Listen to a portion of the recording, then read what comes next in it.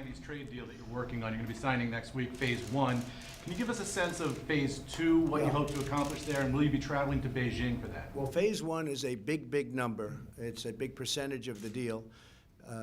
Some would say half, some would say a little less or a little more than half, but it's a tremendous percentage. It's pretty much all for the farmers, also bankers. We also have regulations for a lot of things are covered that people are going to be very surprised to see.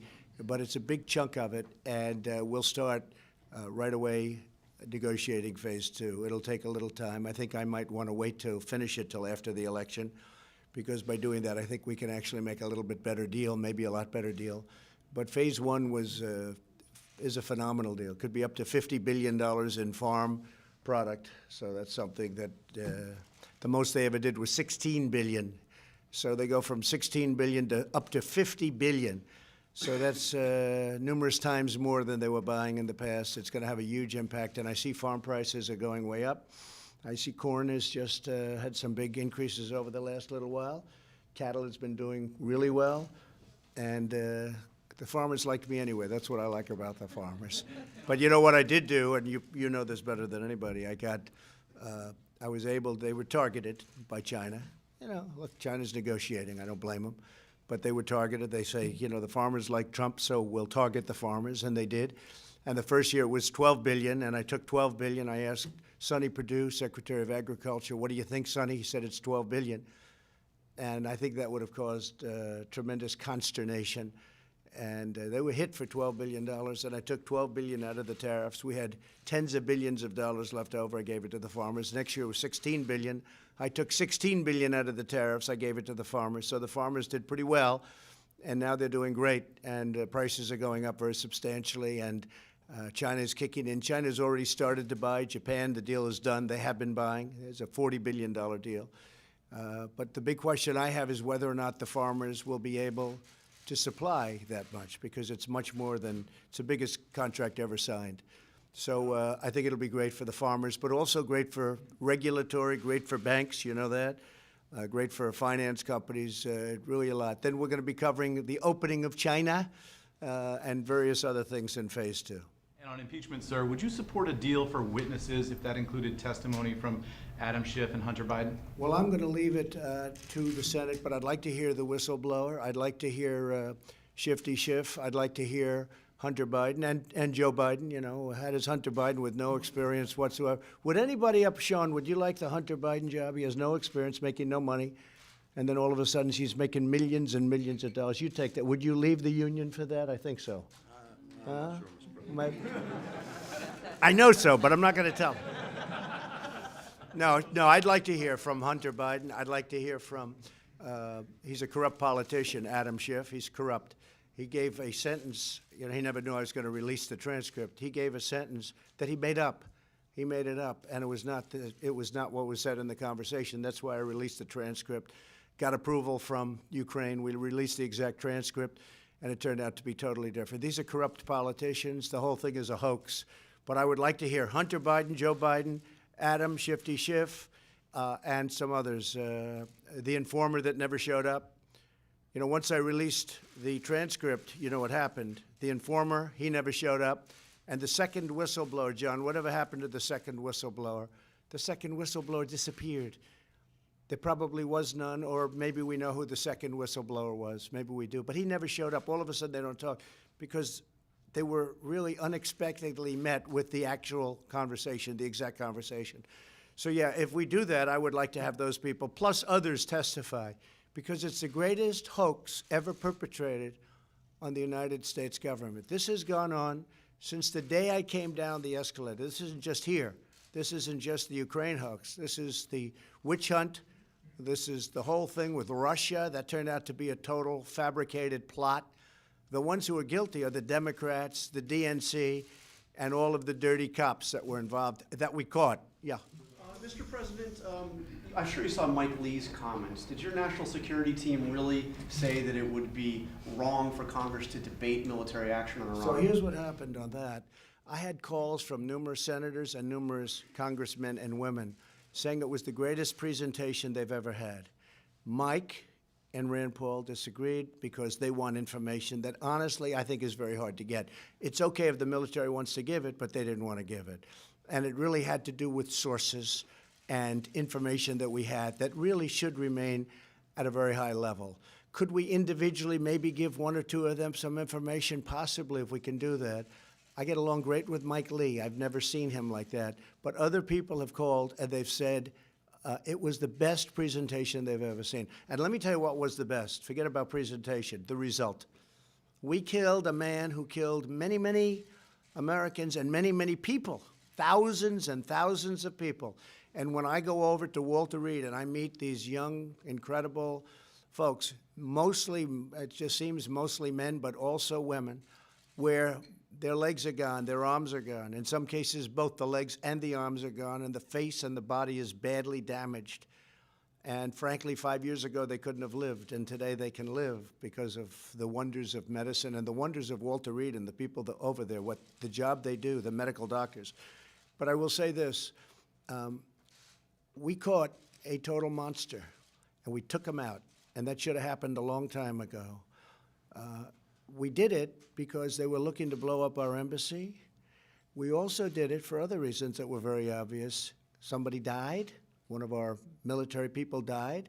People were badly wounded just a week before, and we did it. And we had a shot at him, and I took it, and that shot was pinpoint accurate, and that was the end of a monster. And that was the second attack. That was not, we didn't start it. They started by killing one of our people and wounding badly other of our people. So that you call retribution. Ukraine, if you look at what happened with Ukraine, that's a hoax. Well, this is a hoax too. Iran went in and they hit us with missiles. Shouldn't have done that, but they hit us. Fortunately for them, nobody was hurt, nobody was killed. Nothing happened. They landed, very little damage even to the base. They landed. But we had a chance to take out a monster. We took him out, and it should have been done a long time ago. Would you go to Congress to take further military action against Iran? Would you seek congressional approval? It would all depend on the circumstance. I don't have to, and you shouldn't have to be able, because you have to make split-second decisions sometimes. Sometimes you have to move very, very quickly, John. But in certain cases, I wouldn't even mind doing it. You know what bothers me? When I see a Nancy Pelosi trying to defend this monster from Iran who's killed so many people, who's so badly, I mean, so many people are walking around now without legs and without arms, because he was the big roadside bomb guy. He was the one who'd send them to Afghanistan, had sent them to Iraq. He was big. That was his favorite thing. He thought it was wonderful. He doesn't think it's wonderful anymore. When Nancy Pelosi and the Democrats want to defend him, I think that's a very bad thing for this country. I think that's a big losing argument politically, too. Yeah. So anyway, outside the JCPOA and also with total sanctions implemented, what's left? Well, just so you understand on JCPOA, it's close to expiring. In other words, if I didn't terminate it, it expires in a very short period of time. One of the problems, of which there was many, $150 billion, $1.8 billion in cash, all of that money, and then that money was used for terror. Because if you look at Iran, it wasn't so bad until they got all that money. They used that money for terror. That's when it became really bad. You just take a look. I mean, it really got bad when they had $150 billion, $1.8 billion in cash. The agreement, I always call it the Iran nuclear deal that didn't work. The Iran deal, it was just something that is no good for our country. It expires in a short time. That means they would be on their path to nuclear weapons. And for me, it's about nuclear weapons more than anything else. Iran cannot have a nuclear weapon. Iran will never have a nuclear weapon. They understand that. We have told them very strongly. Iran now is not wealthy like it was when President Obama handed them $150 billion. They're a much different country. We'll see whether or not they want to negotiate. Maybe they want to wait till after the election and negotiate with a weak Democrat, somebody like a Biden or a Pocahontas or Buttigieg or one of these characters. Okay, maybe they want to wait. But I think they're probably well off doing it now because if you look at the polls and if you look at what's going on, we're doing very well. They're losing a tremendous amount. They're getting hurt very badly by the sanctions. It all can end very quickly. But as to whether or not they want, that's up to them. Not up to me. It's totally up to them. They can straighten out their country. Iran right now is a mess. They can straighten out the economics of their country very, very quickly. Let's see whether or not they negotiate. Leverage today. On these sanctions, when should we expect to see sanctions on Iran following the attacks? Immediately. It's already been done. Yeah, we've increased them. They were very severe, but now it's increased substantially. I just approved it a little while ago with Treasury. Who will they be against, and what sort of sanctions? Well, you'll see. I mean, we'll put out a minor announcement. It's actually a major event. It's like this. This is to me a major event, and so far I have had no questions on the fact that we can build a highway in, a small fraction of the time, that we can build all of these beautiful bridges that we want to build, but they can't get approvals. I've had no questions on that. Are you shocked, Sean, when you hear that? No, I mean, Mr. President. honestly, they should be having some questions. Okay, yeah, John, go ahead. Mr. President, the plane that went down Yeah. coming from Iran, what do you Terrible. think happened to that plane? Well, I have my suspicions. It was very, I don't want to say that because other people have those suspicions also. It's a tragic thing. When I see that, it's a tragic thing. But somebody could have made a mistake on the other side. Could have made a mistake. It was flying. It was flying in not our system. No, it has nothing to do with us. It was flying in a pretty rough neighborhood, and somebody could have made a mistake. Some people say it was mechanical. I personally don't think that's even a question, personally. So we'll see what happens. I don't know. I really don't know. I don't want to that's up to them. At some point, they'll release the black box. Ideally, they'd get it to Boeing, but if they gave it to France or if they gave it to some other country, that would be okay, too. I think, ideally, that will be released. I have a feeling that it's just something very terrible happened. Very devastating. Mr. President, Yeah. the situation in Venezuela has not gone as smoothly as some people, likely even yourself, have hoped. What are you prepared to do Well, I never differently? thought it would go smoothly. Venezuela hasn't gone smoothly since it became a socialist or worse than that country. So I never expected anything to go smoothly. We'll see what happens with Venezuela. They're doing poorly. I mean, there's a great case. When I say this country will never be a socialist nation, there's a great case. It was a wealthy country 15 years ago, 20 years ago. That was like a really wealthy country. And now they don't have water. They don't have food. We're supplying a lot of food. We're supplying a lot of water. So, no, it takes a period of time. It's been, I've only been here a relatively short period of time. We'll see what happens. Are you prepared to do anything else, change the Well, I'm not strategy? going to say that. No, we have a good strategy, but we're taking care of people. We're helping people. Colombia is helping a lot of people. Some of the nations surrounding are helping people. But I think we're doing a good job. They have a system that right now is very broken. We'll see what happens. Stay tuned. President, Mr. President. Blow up the embassy in Baghdad. Can you provide more details on what that plot was? No, I think it was obvious. If you look at the protests, and this was the anti-Benghazi. Benghazi was a disaster. They showed up a long time after it took place. They saw burning embers from days before. I said, get out today, immediately. They were saying, we think we can have them tomorrow. I said, nope, they got to go right now. And they were on their way very quickly, and they got there they got there quickly. They could have done that with Benghazi, too, by the way, same thing. Had they gotten there, had they done what I did, you wouldn't know the name Benghazi. It would not be a very famous name. Now it's a very famous name. This was the anti-Benghazi. We got the Apaches there very quickly. They were doing the flares. People didn't know what was happening. But if you look at those protesters, they were rough warriors. They weren't protesters. They were Iranian-backed. Some were from Iraq, but they were Iranian-backed, absolutely, and they were looking to do damage, and they were breaking the windows. And, those are very structurally strong windows, as you know, and they were almost through. And had they gotten through, I believe we would have either had a hostage situation or we would have had we would have had a lot of people killed. Those people were going to do very serious harm. They were soldiers. They were warriors, and we stopped it.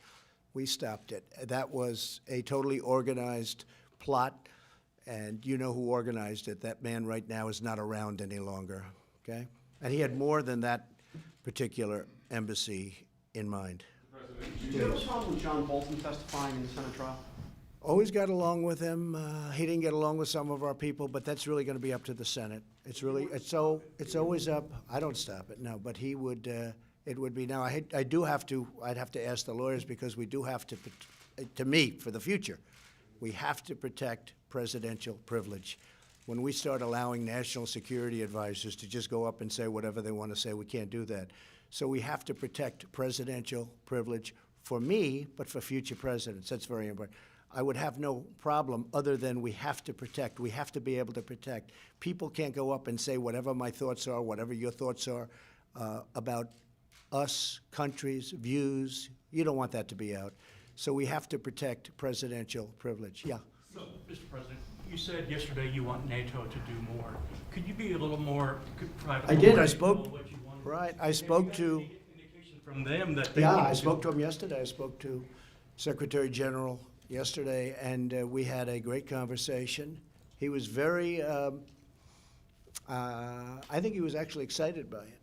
And I actually had a name, NATO, right? And then you have ME, Middle East.